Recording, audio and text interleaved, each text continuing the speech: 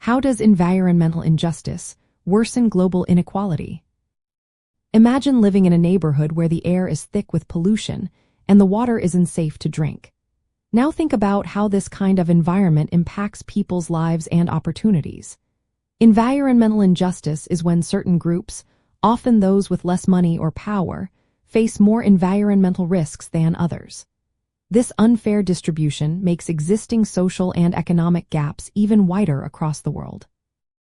Many marginalized communities, including low-income families and racial minorities, tend to live near factories, waste sites, or busy highways. These areas have higher levels of pollution, which can cause health problems like asthma, cancer, or developmental issues in children.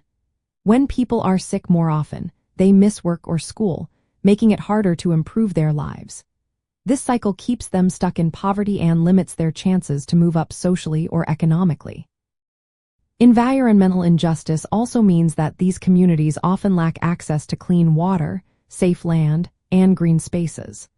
Without these resources, it becomes difficult to grow food, stay healthy, or enjoy a good quality of life.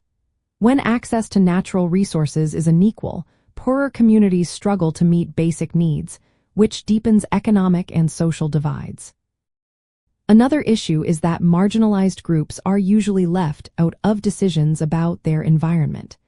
They are not part of the conversations or policies that affect their homes and health. This exclusion means their concerns are ignored, and policies often favor wealthier or more powerful groups. This imbalance keeps the cycle of inequality going strong. Environmental injustice is also linked to bigger systemic problems like racism and class discrimination. Historically, policies have placed vulnerable groups in risky environments, like segregated neighborhoods or areas with poor land rights. These patterns are still seen today, with laws and practices that do not protect or prioritize these communities, making inequality worse over time. On a global level, environmental injustice is clear in how rich countries and big companies often push environmental harms onto poorer nations. For example, industries in wealthy countries may dump waste or extract resources from less developed countries, which suffer the environmental damage.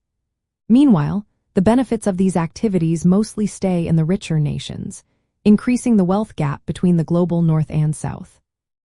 This imbalance also affects development. When poorer countries face environmental disasters like floods or droughts, their communities are more vulnerable. These events can wipe out crops, destroy homes, and cause displacement, pushing people further into poverty. This makes it harder for these countries to grow and catch up with wealthier nations. Addressing environmental injustice means making sure that everyone has a fair share of environmental benefits and is protected from harms. It involves including marginalized communities in decision-making and creating policies that promote equality. By doing this, we can help reduce global inequality and build a more just and sustainable future for all.